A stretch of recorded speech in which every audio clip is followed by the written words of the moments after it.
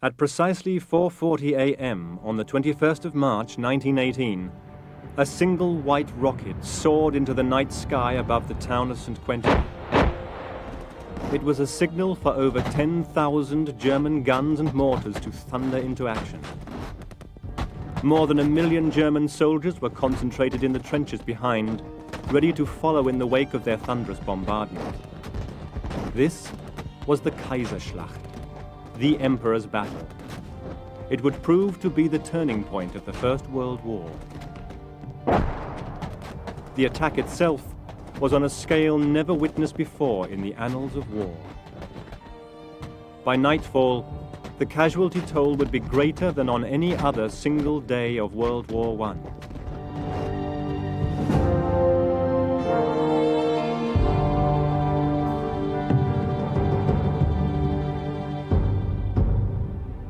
The brainchild of German General Ludendorff, the Kaiserschlacht, or Kaiser's attack, was designed to finally defeat the Allies by ending the deadlock and stalemate of 4 years of static trench warfare. Using surprise, shock, and speed, the Germans hoped to smash through the junction where the British and French lines met, before rolling up the British army back to the Channel. This could well be the last card in the dwindling German deck. By the end of 1917, Ludendorff had certainly convinced himself that Germany faced the certainty of defeat unless it was willing and able to concentrate its full might on a decisive battlefield to win a decisive victory. Anything short of that would risk the dissolution of Germany's allies and the inevitable submission of Germany to the increasing manpower and material superiority of the Allies. By 1918, it was clear that the German nation could not stand another year of the defensive warfare which had been draining the lifeblood from the country since the terrible Battle of Verdun in the spring of 1916. The Kaiserschlacht was a final all-or-nothing gamble which would either win the war or use up Germany's last reserves of strength. There's no doubt in my mind that this was a gamble, and throughout the war, the German High Command had shown a willingness to gamble. They'd gambled that the violation of Belgian neutrality would not bring Britain into the war. They'd gambled that they could win the war in the West through the Schlieffen Plan in 39 days, knocking out one of the greatest armies in the world. They gambled that unrestricted submarine warfare would knock the British out before the Americans came in. And the final gamble is the gamble that the war can be won in the West in 1918 by achieving a knockout blow in trench warfare, which the British and French had signally failed to do in 3 years of fighting. This was a gamble. The previous 3.5 years of warfare had extracted a terrible price from all the participants involved in the Great War. From the human mincing machine of Verdun to the horrors of the Somme and Passchendaele, any vestiges of the martial arrogance displayed in 1914 had long since been lost. Despite the strains of 4 years of war, as 1918 dawned, there were some reasons for optimism on the German side. The Russians had toppled over into Bolshevism and revolution and had completely withdrawn from the war. This unexpected respite freed the German army from the logistical and material strains of a war fought on 2 fronts. Further relief appeared in October 1917, when the Italians were routed at Caporetto, essentially ending their contribution to the Great War. The French army, holding the southern half of the Western Front, was still battered after Verdun. Its fighting capacity remained questionable, and after the mutinies that had affected up to 50% of French divisions in summer 1917, the men of the army refused to wage further offensive campaigns. The British themselves had taken the offensive in 1917, resulting in the Third Battle of Ypres, known to most simply as Passchendaele. The appalling horror of this campaign is legendary, fought in desperate and muddy conditions for over 3 months. Gains were negligible, casualty lists enormous. As the year drew to a close, there was a further blow to morale which came when initial successes made at the Battle of Cambrai in November were completely reversed by swift German counterattacks. For all the human sacrifice in 1917, the opposing forces remained in basically the same positions they had been since the Germans retreated to the Hindenburg Line a year earlier. However, of more significance had been two other developments. The introduction of convoys for Atlantic shipping had broken the U-boat threat, which had so seriously threatened Britain's survival. And more importantly, provoked by U-boat attacks on its own merchant fleet, the United States finally lost its patience and had declared war on Germany. This was a critical development.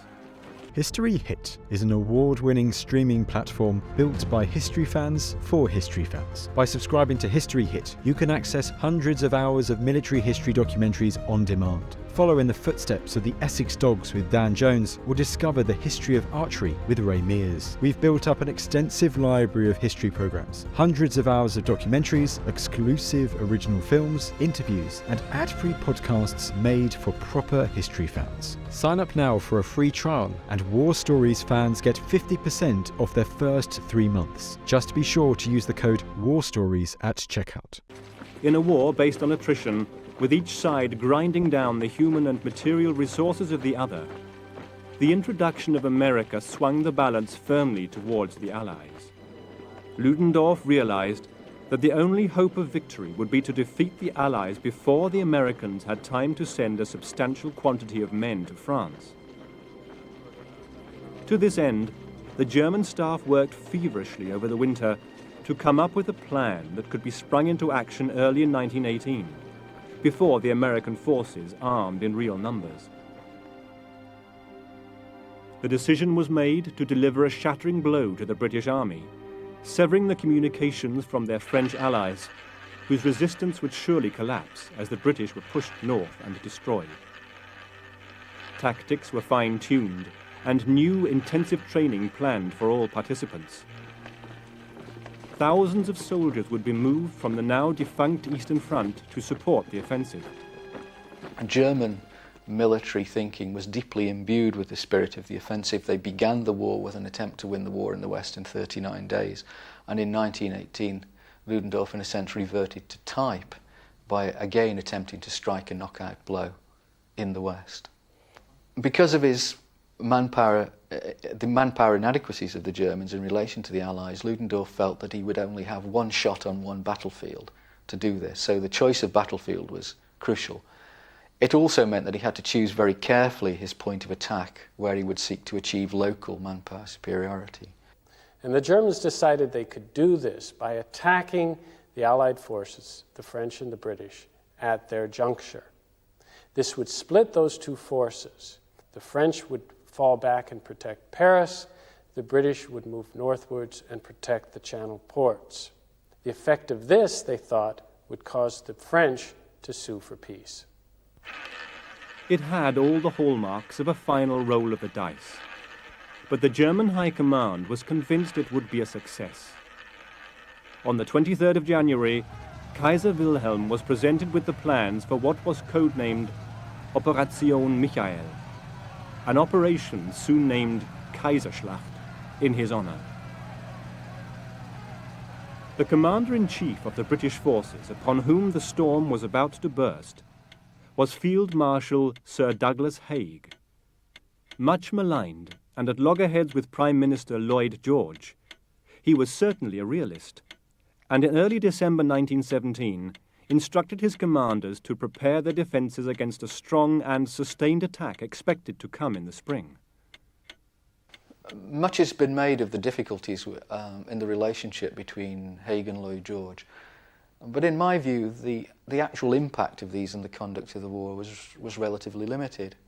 The dilemma which Lloyd George faced when he became Prime Minister in December 1916 was that most of the major decisions of the war had already been taken. The British decision to go to war, the British decision to send the expeditionary force to France and Flanders and to fight on the left flank of the French armies, the decision to start and to stop the Gallipoli campaign, the decision to start the campaign in Salonika and in Mesopotamia.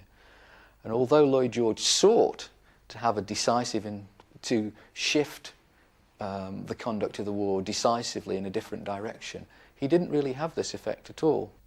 Haig's relationship with Lloyd George actually had very little effect upon the British Army as a whole, since the ordinary soldier remains throughout the war rather ignorant of political military relations. But that relationship did have an enormous impact upon the High Command, and particularly upon Haig himself. By 1918, due in part to the humiliation that Haig had received from Lloyd George earlier in the war, Haig had developed such a distrust that it took on the nature of an obsession. And it could also be said that Lloyd George so hated Haig and was so contemptuous of Haig's lack of ability that it also took on the nature of an obsession. The two commanders who would eventually face this attack were General Sir Hubert Gough, whose Fifth Army held 42 miles of front on the British extreme right, and General Sir Julian Byng, whose Third Army held 28 miles below Arras, including the vulnerable Flesquières salient. The commanders drew up preparations for what was described as an elastic defense in depth. 3 zones were to be readied. The front line was to be the forward zone, containing a few strongly garrisoned redoubts surrounded by smaller outposts. This was intended only to cushion the initial impetus of an attack, resisting for up to 48 hours before giving way. With good reason, the men in this zone grumbled to themselves that they were serving in sacrifice units. The main fighting was designed to take place in the battle zone. Here were placed more troops, stronger defensive positions, and most of the artillery. Further back was a rear zone, a third set of defenses in case the battle zone fell. Unfortunately, the limitations of time and manpower saw little work completed on this much-needed scheme. In all sectors, work on the rear zone was barely begun. Furthermore, Gough's Fifth Army was in the process of taking over a long section of line from the hard-pressed French and found its defenses inadequate at best. These problems were compounded by a major reorganization of the British Army structure. The supply of fresh troops for France was dwindling, so Haig was forced to disband 1 battalion in 4 and allocate the men to the reinforcements. This meant that 3 battalions now had to do the work designed for 4. Manpower was one of the few problems which the Germans did not possess. Ludendorff chose 3 armies to carry out the attack, led by the cream of his officer cadre. From Battle Group Ruprecht were the Second Army under von der Marwitz, leader of the brilliant counterattack at Cambrai, and to their north, the 17th Army. The latter were led by General von Bülow, the hero of Caporetto. To the south were the 18th Army, part of Battle Group Crown Prince Wilhelm, and commanded by General von Hutier, who had achieved glory at Riga against the Russians. The main difference between those troops who had fought in the east and those who had been fighting in the west was psychological. The troops who had fought in the east, though they suffered terrible conditions and huge casualties, still were able, when attacking, to achieve victory, and also when attacking, to move forward. That kind of mobility and that prospect of victory had never existed on the Western Front. So the big difference between the troops from the east and the troops from the west is that the troops from the east came with a belief in the possibility of victory. 74 divisions were concentrated behind the 50-mile front, outnumbering the enemies by 2 to 1. Training was intensive. Over 800,000 men had undergone 3 weeks of instruction on the tactics of the coming battle. They were led by special units given the very best training in mobile warfare, the elite stormtrooper formations. Divisions were divided into 3 categories: mobile, attack, and trench. The mobile divisions were to spearhead the attack, breaking through the weakest points and pressing forward rapidly until exhausted. It was in these divisions that the new stormtrooper units were to be found. They were armed with the best weapons and were given extra rations. The attack divisions were to follow close in support, mopping up any pockets of resistance, and were similarly equipped. The trench divisions, intended only to hold the line, were stripped to the bone to ensure supplies for their comrades in the first two categories. The days immediately preceding the 21st saw thousands of German troops move up to their starting positions, their morale high, and convinced this would be the final push to victory. Misinformation had deliberately been allowed to pass into Allied hands via carrier pigeon, drifting balloons, and other diversionary ruses, which convinced the Allies that the French were about to be attacked. The new German tactics were designed to promote mobility. The artillery, therefore, devised a very short but very devastating bombardment with heavy use of smoke and gas shells, which were designed to disorientate the defenders. The infantry was divided into two groups, shock troops and regular trench troops. The shock troops were really the most important. They attacked in groups of about 50 men and were often young, very fit, and unmarried men who, in other words, didn't have a great deal to lose.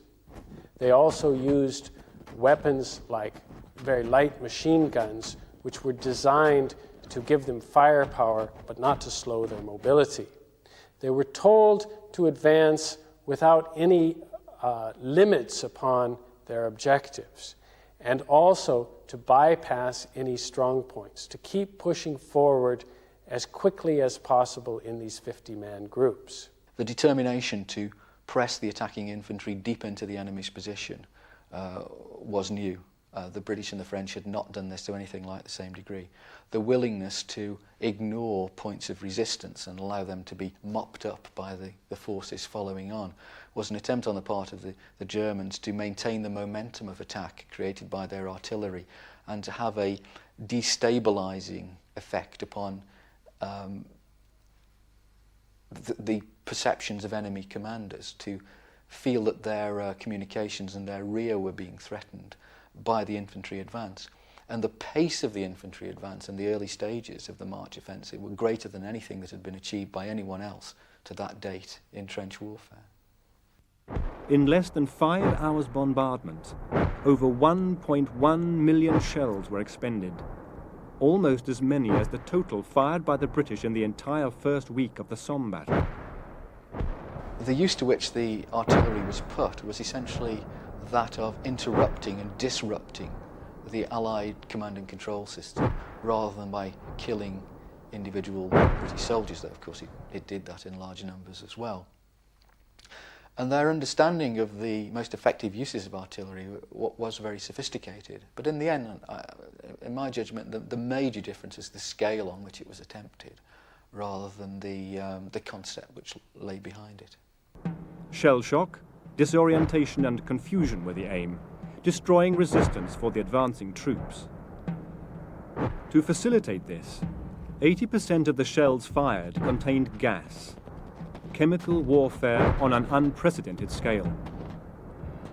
The majority of this was green cross phosgene gas, which dispersed quickly, thus causing the German attackers no distress as they followed up on the heels of the bombardment.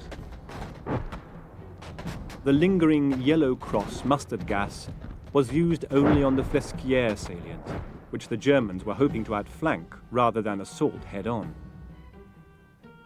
The Germans also made innovative use of tear gas, hoping the discomfort caused would make British soldiers remove their gas masks and fall prey to the deadly phosgene. Although soldiers on both sides were by now well used to wearing gas masks, they were still uncomfortable and extremely disorienting, restricting vision and communication. The confusion spread by a gas attack was a particularly effective way of softening up the enemy before an attack. At 9:40 a.m., the first waves of the infantry moved out.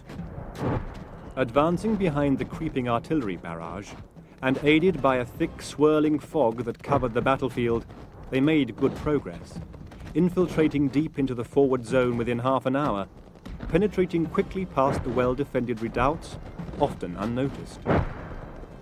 The second attack wave was only 100 yards behind and soon took these in flanking movements. After only 90 minutes fighting, very few of the British redoubts designed to last 48 hours were still holding out. With the forward zone secure, the German troops quickly moved into the battle zone, the creeping barrage moving forward 200 meters every 4 minutes. Von Bülow's troops were able to push part of the Third Army to the rear of their battle zones and had made advances round the north of the Flesquières salient. However, to the south, 2 Fifth Army divisions had held magnificently, maintaining the Epernay redoubt and stopping the salient from being surrounded. Further south, Gough's 16th Division had been pushed to the back of its battle zone, but 18 Corps had held 6 miles in its entirety. Worse hit was the overextended 3 Corps south of St. Quentin.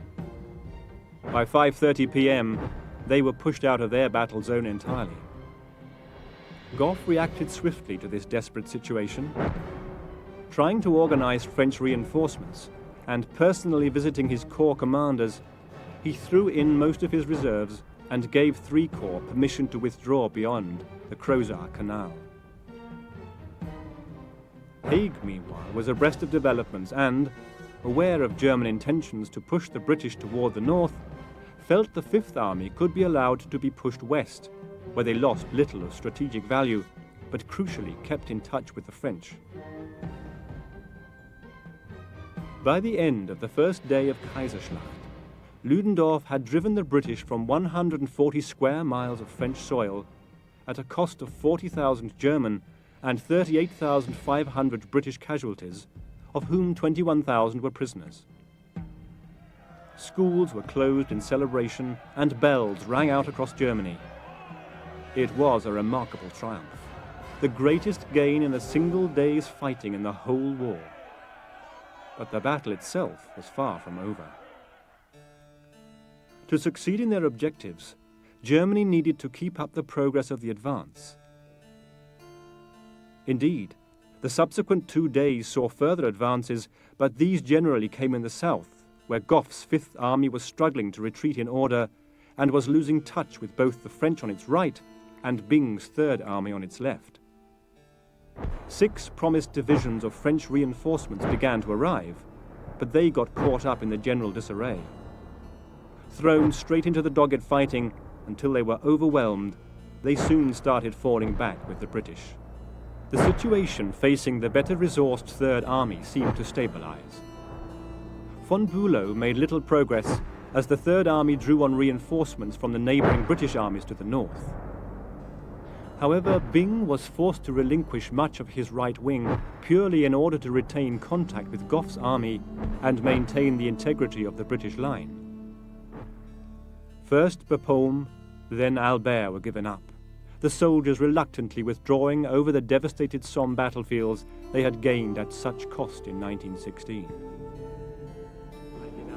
All this time, the British rear had been a hive of activity, with busy soldiers rapidly constructing fresh trenches and strongholds.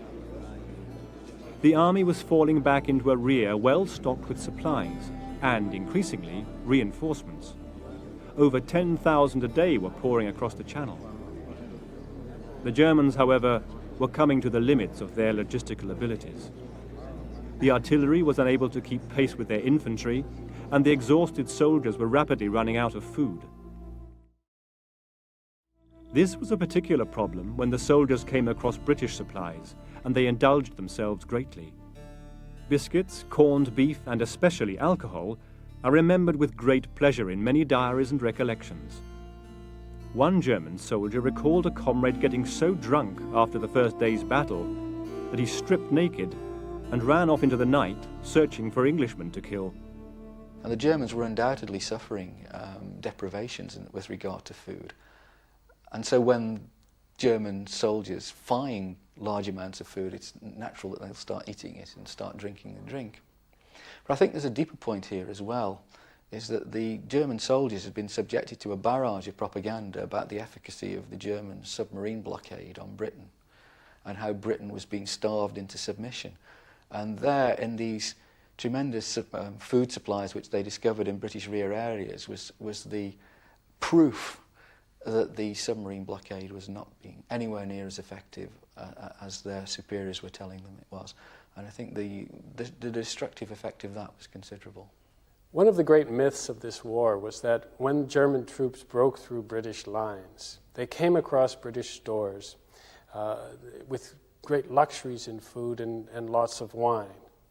They apparently drank the wine, and in addition to becoming drunk, they also were despondent because of the apparent luxury that the British soldiers were still enjoying, which conflicted with the stories they had been told that the British were on the verge of defeat. This, according to the myth, destroyed their morale, and they were never the same again. Actually, there's no evidence for this. It is one of those nice little neat stories that the public apparently likes and that has been repeated in history book after history book right up until the present time. The truth is that the German armies were defeated, and if their morale broke, it was because of a military defeat, not because of any psychological force such as this. The strain of the battle began to test the nerve of General Ludendorff. Undoubtedly, this was not helped by the loss of his son on the first day of battle, nor by the symptoms of his exophthalmic goiter. He was facing a dilemma, whether to continue his initial plan or exploit the opportunities of breakthrough presented in the south, despite the lack of any clear strategic objective there. Believing the Fifth Army to be routed and hoping to take advantage of their perceived collapse, Ludendorff made the fateful decision to divide the thrust of his attack. The push against the Third Army would continue as planned, with Arras as its objective. However, Hutier would also continue his assault to the southwest, exploiting his successes there, rather than simply maintaining a supporting position as expressly intended. The cohesion of the Kaiserschlacht plan was undone by the temptations of opportunism. Ludendorff's new attack formations were most successful in the first few days of the assault. They succeeded brilliantly. Then what happened was that the defensive formations compressed and consolidated, and also the Germans faced enormous supply problems because they had simply advanced too far. It then became futile to continue the attack and too costly in terms of lives. And it was therefore natural for Ludendorff in this sort of situation to go for the adrenaline rush of a new attack elsewhere. At the same time, the French began to reinforce the beleaguered Fifth Army. By the end of March, they had relieved Gough's men of most of their line. The 3,000-strong South African Brigade fought a magnificent 8-hour stand against two entire German divisions, 18,000 strong. Less than 100 South Africans survived to march into captivity. The 2nd Middlesex Regiment suffered 75% losses in a 12-hour defense of Bree Bridge. Air battles reached a new peak. At the beginning of the battles, there's an attempt by the Royal Flying Corps to blow up the bridges over the Somme. And it's notoriously difficult to blow up bridges from the air. They're very difficult targets to destroy effectively. And in the end, this is abandoned after comparatively little success. And the Royal Flying Corps discovers almost accidentally, through experience, that one of the most effective things it can do is to attack roads. You can see them quite easily from the air. If you drop bombs on them, it craters them. It slows down the forces following on, the reinforcements and the supplies. If they have to stop in face of a pothole in the middle of the road, you then get a traffic jam which can be attacked from the air as well. By this stage in the war, the Royal Flying Corps had perfected techniques of artillery observation, and therefore they were able to give warning to British gun units about attacking formations and ranges and aiming, etc., but also of where the German batteries were located. But beyond that, the most important, perhaps, and at least the most dramatic aspect of the Royal Flying Corps' contribution to this battle is the way in which, for the first time in the war, because we have mobility restored, we have German soldiers out in the open, not protected by the trenches. And therefore, they were vulnerable in the way they had never been before to aerial machine gunning. To Haig's surprise, Pétain suggested that the two forces should split, allowing the French to concentrate on defending Paris. It seemed Pétain's resolve to carry on had simply crumbled. He appeared to have a mental breakdown. In order to combat this, Haig dramatically proposed that the more resolute General Foch be made a generalissimo, a unifying commander of all the Allied forces. One of the aims of the German attack in March was to separate the French from the British. And in the first few days, it did look as though this was coming to pass. The French increasingly looked to their rear into the defence of Paris, and the British looked to their rear in the defence of the Channel ports. And if both sides were going to fight separate battles against the Germans, then this might open up a gap through which the German infantry could pour with disastrous consequences. It appeared to Haig that the informal arrangements he had with Pétain for the defence of one another's fronts was breaking down, and he himself decided and initiated the appointment of a superior, a generalissimo, who had to be a Frenchman because the war was being fought in France. And his preferred general was Foch, because Foch was a belligerent man. He was not a defeatist, and he had the strength of personality in relation to subordinate commanders, French and British, and to politicians, French and British, to be a very effective bulwark. And I think the appointment of Foch as a generalissimo, although it doesn't really affect the operational conduct of the war, I mean, Foch is sometimes portrayed, not least in the war memoirs of David Lloyd George, as a military genius who'd waved his wand over the battlefield and changed everything. What the appointment of Foch recognised and confirmed was that the Allies were not going to be separated by the German attack. And once that moment has arrived, in a sense, then the Germans have suffered a major defeat. The importance that lay in making Foch generalissimo was that it, for the first time in the war, created a truly allied effort between the French and the British. But beyond that, it also sidelined Marshal Pétain, who had been a very pessimistic force and very defeatist. It also created the system by which reserves could be moved to the part of the front where they were most needed. And we see this later in the German offensive when you get a strange mixing of French and British troops wherever they're needed. But beyond that, and I think perhaps the most important thing, is the way it restores confidence on all sides. Obviously on the French side, but also confidence which the British government felt in its own command, particularly Lloyd George's support of Haig. By the end of the 27th of March, the German advances had slowed down considerably. The strains of 6 days' continuous fighting were now taking their toll. Despite this, Ludendorff chose to continue the series of attacks. Once again, adapting his plans as opportunities presented themselves. The original grand strategy was now completely compromised in favor of far more limited tactical objectives.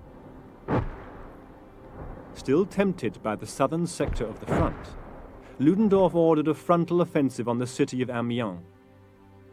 A vital rail and communication center for the Allies, Amiens would certainly be a glittering prize. In reality, it was a costly distraction in terms of both men and munitions, especially as the long-planned Mars offensive against the British centre at Arras was scheduled to start simultaneously. The Battle of Amiens in the summer of 1918 demonstrated that the British could do exactly what the Germans had done in terms of attacking in force and able to advance for great distances in a single day. Ludendorff called it the Black Day for the German army. After the Battle of the Marne, the British immediately turned around and attacked on a front of 12 miles and were able, in one quick thrust, to advance 6 miles. The German troops, seeing that the British were able to do this, began immediately to suffer from a drastic depletion of morale, so much so that they began to fire on their own troops and to attack troops who were coming in, reserves who were coming in as reinforcements. The first day of the battle has become famous in the annals of the First World War because it was described by Ludendorff as the Black Day of the German army in this war. And what convinced Ludendorff to describe it in those terms was that he felt that the German infantry no longer showed the powers of resistance that it had showed in the earlier battles, particularly the battles of 1917, and that the Allies were attacking a force which no longer had the same fighting capacity that the German army had had in previous years, and therefore that it was an omen, a bad omen for the future. The battle itself showed the ability of the Allies to learn from the experiences of the war. In many ways it's a very modern battle. It shows things like deception at a very sophisticated level, including signals deception. It's arguably the first battle in military history in which signals deception plays a key role, and particularly in disguising the move south of the Canadian Corps, which was the spearhead of the attack on the 8th of August 1918. But the battle itself did not achieve any great strategic victory. It didn't mean that the German army had been defeated in the field on that day. It was indicative that the Allies had found an effective way of attacking the Germans, and it seemed indicative to the Germans themselves that the power of the resistance of the German army was on the wane. So the moral impact of the battle, not least in Ludendorff's own mind, was very considerable. Ludendorff had tried and failed to drive the British from their central battlefields. Instead, they remained steadfast.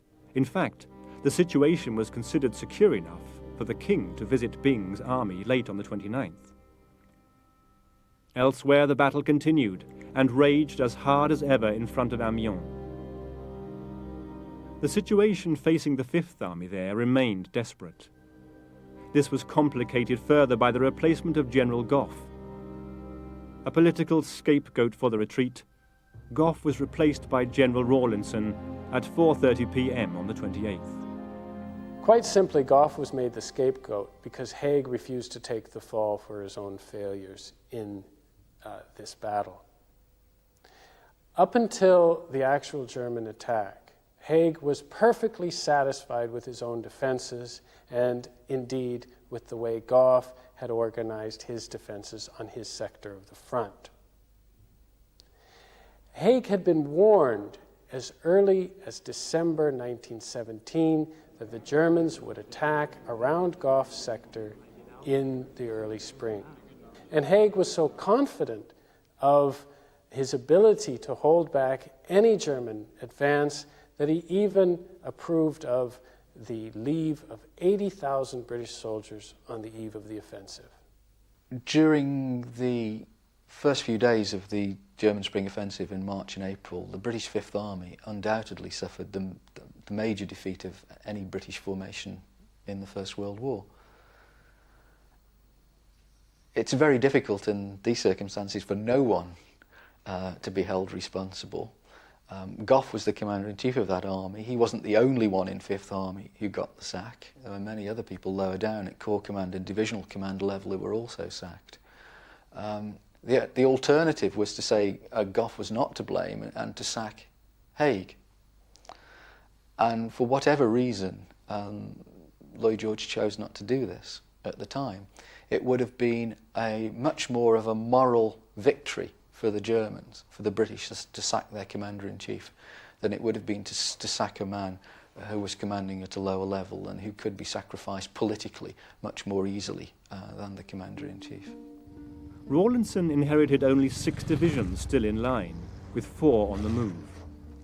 The French had taken over some of the old line, and Foch was busy organizing a reserve of both forces to come to their aid. Gough, however, had established the Villers-Bretonneux line, defences 15 miles to the east of Amiens. This was chiefly held by a ragtag bunch known as Carey's force. Under Major General George Carey, this improvised detachment included American engineers and an entire signals company, and was responsible for protecting the city. On the 4th of April, the city was saved from imminent capture only by a daring last-ditch counterattack led by the Australian 36th Battalion. Nonetheless, the British artillery began to withdraw. But a small force of Australian and British reserve troops emerged from the positions. Inspired by the leadership of Colonel J. Milne, they successfully pushed back a far greater force of the 9th Bavarian Division. This gave fresh hope to the other Allied troops, and further counterattacks ensued. Ludendorff exhorted Marwitz's exhausted Second Army to one final push on the 5th of April. Supported by gas shelling and stormtroopers, the struggle was as fierce as ever. However, once again, the Allied line held, much of the strain taken up by a variety of Dominion forces. By the evening, it was clear that the offensive had failed, and Ludendorff ordered all attacks to cease. Kaiserschlacht had ended on its 16th day. As Ludendorff himself said, the enemy's resistance was beyond our powers. But at what price had this resistance come? The British alone had lost 178,000 casualties, of which 72,000 were now prisoners of war. The average daily loss had been 3 times that of the Somme. The Fifth Army had been hit 50% harder than the Third, and 3 divisions had lost over 7,000 men. The French had also been significantly involved, suffering 77,000 casualties, 18,000 of whom were held prisoner. The Allies had given up 1,200 square miles of land. They had also lost 1,300 artillery pieces, 2,000 machine guns, 400 aircraft, 200 tanks, and countless armoured cars and horses. However, the Germans themselves had incurred 239,000 casualties. For a nation stretched almost to breaking point, these men and all the munitions expended were now impossible to replace. The Germans during the Kaiserschlacht were enormously successful on certain isolated occasions for perhaps 2 or 3 days at a time. The sum total of these attacks did seriously disrupt and frighten the Allied powers, who came quite close to separation and collapse. Now, had the Germans actually achieved their original strategy, had they had, for instance, more men and a more cohesive attack force, had they been able then to separate the French and the British army, it may have altered seriously the nature of the war. Would it have led to the defeat of the Allied powers is anyone's speculation. My own feeling is that the British had invested by this stage so much in the war that they would have continued to fight, especially with the knowledge that all they really had to do was to hold out until 1919, when the American army would come over in force and permanently alter the nature of the war. The Americans rushed their doughboy soldiers across the Atlantic. Even political leaders like Lloyd George reacted positively, their resolve stiffened by circumstance. In short, the exigencies of Kaiserschlacht had pushed the Allies into a shape that would soon bring them victory. For the Germans, Kaiserschlacht had simply brought them a stage closer to defeat. Their gains were certainly tremendous, but the territory contained nothing of strategic or industrial value. Amiens had held. The Allies still controlled the 2 railway tracks that ran north-south. Over 108 German divisions had been fought to a standstill. Ludendorff in 1918 was essentially trying to win the war with a knockout blow. In March, April and May 1918, he threw at least 3 major punches, but none of them achieved a victory. And by the end of May, with the failure on the Marne, he's in the position of a heavyweight boxer with a big punch. The blow does not knock out his enemy. What does he do next? And the answer is, wait for the bitter end. But such is the fighting capacity of the German army, of ordinary German soldiers, of their combat experience, of their willingness to endure, and their professional competence, that they always remain difficult to defeat, even in the parlous state to which the German army had in effect been reduced by the summer of 1918. Politically, both Ludendorff and Hindenburg's positions within the army were undermined, and opposition within the high command became more outspoken. Not surprisingly, morale was adversely affected, for as Colonel Fonterre noted, every battalion and company leader, and therefore every rifleman and gunner, clearly understood that hope has been dashed. The essence was just that. The Germans had simply not been able to defeat the British before the arrival of the Americans. This had been the sole purpose of Kaiserschlacht, and it had failed. It meant they could no longer win the war. When the Kaiserschlacht was launched in March 1918, there were still 1 million soldiers on the Eastern Front.